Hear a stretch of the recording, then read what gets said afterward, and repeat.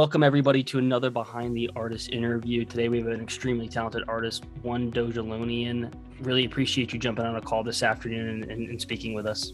Thanks for having me. I really appreciate this. No, definitely. So to jump right in and, looking across your art, I would say you're more into the abstract category maybe to start, but I'm also seeing some digital inspiration as you kind of start to layer in some more digital work into your pieces. So just kind of curious, looking across like Neo One and Hope and See, which I am the owner of, where do you draw your inspiration from when you're coming up with these pieces? I said the core of my inspiration comes from like current events, like Hope and See. That was basically revolving around the turmoil going on in Ukraine right now. My heart goes out to them, and I was just expressing myself with that. That was a shout out to them and the people, the children, wishing them the best. And of course, another core of my inspiration also comes from my own children.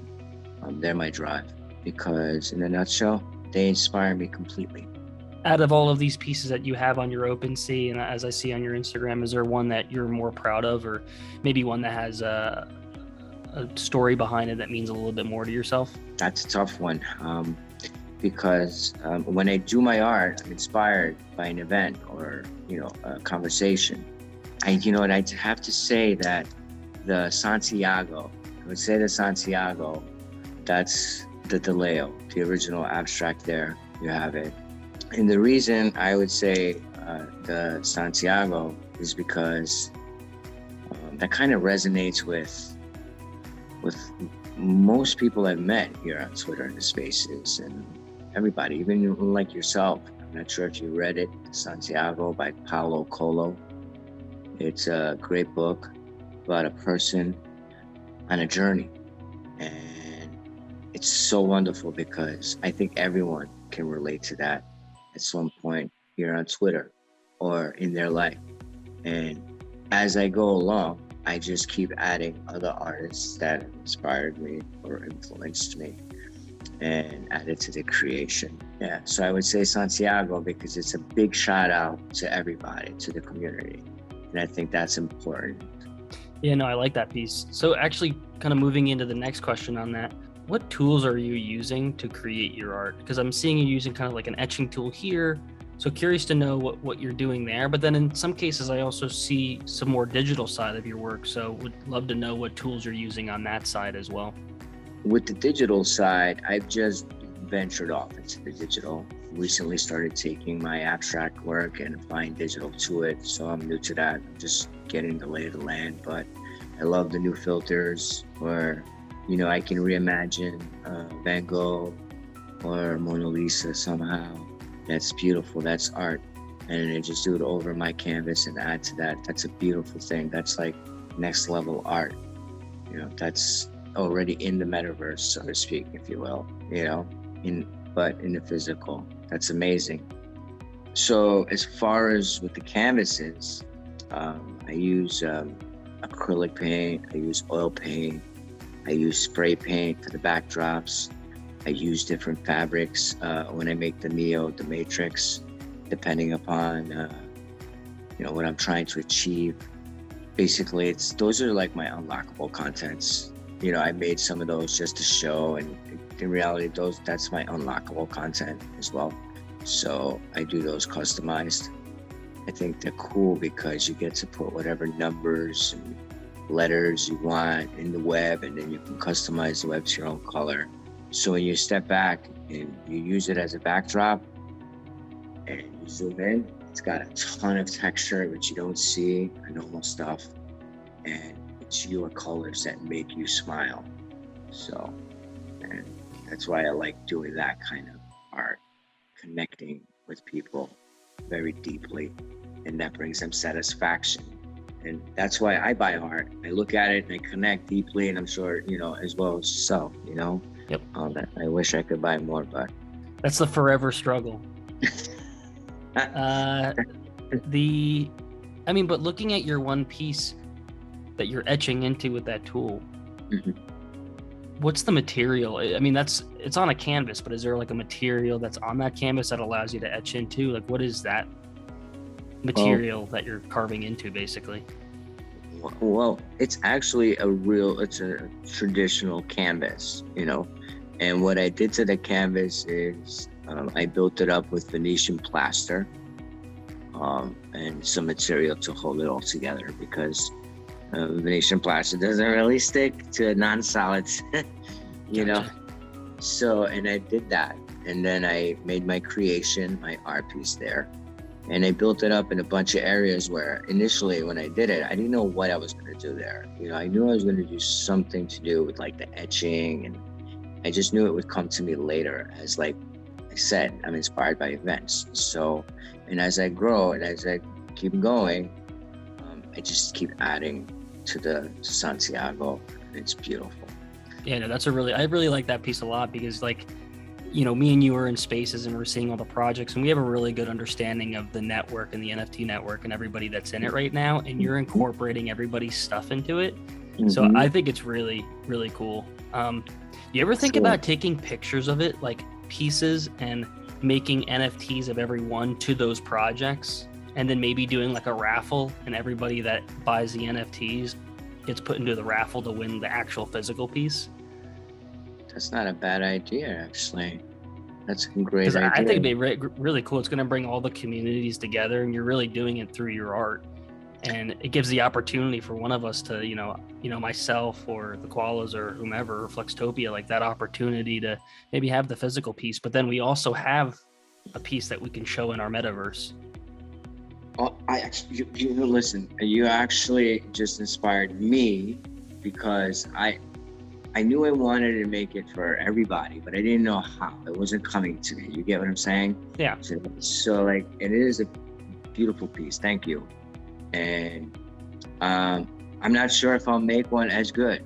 I'll try, maybe I'll make one better. I don't think so, because this is the foundation in me here from day one on Twitter. And you guys have made my life better than it was. You inspired me. And that's why I get back to community and do the same thing. And I really think that is an awesome idea. If I could do like maybe fractals. I don't know if that's the right word. That'd be kind of cool. Or just like each picture is just a different section of the canvas, and then maybe like someone whoever's raffle gets the full piece where it's the entire canvas and the physical. But like, I don't know, I feel like that'd be I haven't seen a project that does that. That'd be really cool. Because then, everyone should be buying a piece, because it's your work. You've put your time into this, and it's to show that we support you. And, I think that'd be a very interesting project that you can do. And I think it would bring all of the projects together, which would be pretty sweet. So outside of this artwork that you do, what do you do outside of the art world? Well, basically all my life I've been around buildings. We basically either build or we fix, renovate, construction. That's it, So I kind of have an eye, for the way things got to go, if you know what I mean, when it comes to building. That's why I said Flextopia and me, match made in heaven. But I also try to stay as healthy as possible. So I try to go to like the park to bike ride. I try to go for walks at night after I eat, and I try to exercise at least twice a week. That's something that I implement and made it a part of my life. That's why I'm bringing it up, because it's important to me, and I hope it's important to everybody else, because longevity is key, and that's why I love longevity. So no, definitely, you got to take care of your body if you want to do great things and live a healthy and happy life. It really starts with what you're eating and how you exercise and how you treat yourself. For sure. And look, I also spend a lot of time learning, educating myself. I found some great people here on Twitter also that have, some of them taught me how to build websites, landing pages, great class, free, learning Web3, just to know what's going around me and to, understand what's going on and what people are doing. Yeah. So, I mean, Web3 has been, the people in Web3 and the network that we're in, it's so crazy how overly helpful everyone is. Like, way over. Like, hey, let's jump into Discord and share screens and let's work through it together. Like, these are things I've never seen before. Like, and everyone gets in the call and everyone works each other through. It's crazy. It's amazing, and the love they're showing is very noble. And a lot of people, I don't know if they realize this, that they're in spaces here and they're in NFTs and they like crypto and they're not learning of this, they're missing out, because the reason they're doing that is because technology is ahead of us. So we're trying to catch up with technology, if you know what I mean. Like, we're shorthanded, if you know. Like, you know, devs, they're not a dime a dozen. Yeah. They're in huge demand right now. You know, blockchain developers, huge demand right now. Not enough of them. Web3 guys, ladies, not enough of them. You know, that's what I'm hearing from them. That's what they're saying, because I'm always listening. I'm in tune with them and I'm doing stuff on my own. I'm reading. So, but I'm in their discords and all that, and I'm paying attention, you know. But, and kudos to them for doing that, because some people are charging thousands and thousands of dollars for half of what they're doing. So, you know, that's huge value there. They're giving to the community, and I love that. I love when people give back to the community like yourself, and I try also. That's huge. Yeah, no, definitely. That's what it's all about. So jumping into the more philosophical questions, what's the best advice you've ever received? You know, I would have to say it was probably my, maybe one of my first bosses, you know, because I started working young, because I was in an area where there was a lot of retail stores. So it was very easy to get a job after you got to know the store owners on the block. And he said to me, you know, the world is yours if you want it, but you will lose sleep over it. So that was his famous phrase. That's a good phrase. It's true though. But you will lose sleep over it. That's what he said. So, and I don't want the world, but that's what he always said. I mean, well, you know, and he was like a very optimistic person. And very successful also. And he is very impressive, because he was actually an immigrant that came to this country late, and you know, he's doing very well right now. I mean, very well. You know, I wish I was doing half as well as he is. He doesn't half, but you know, and it's drive, and that's why I bring him up, because like I think about him and his actions and what he's been doing, what he's accomplished in just so little time, because it's just hard work. I mean, and like you said, if you want it, you're gonna lose sleep over it. You might lose a half a week's sleep every week. So that's what it takes, you know. So if somebody wants it, that's all they need to do. Yeah. What's the worst advice you've ever received? Save your money. Okay. Yeah, you know. You want to expand on that a little bit?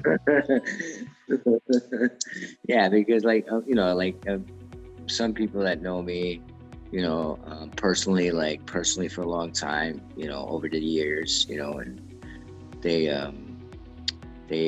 that's what they say to me a lot of times: save your money, you know, like, and I always say to them, I says, well, if I save it, then I'm not going to want to make more. But if I spend it, then I'm going to have to make more.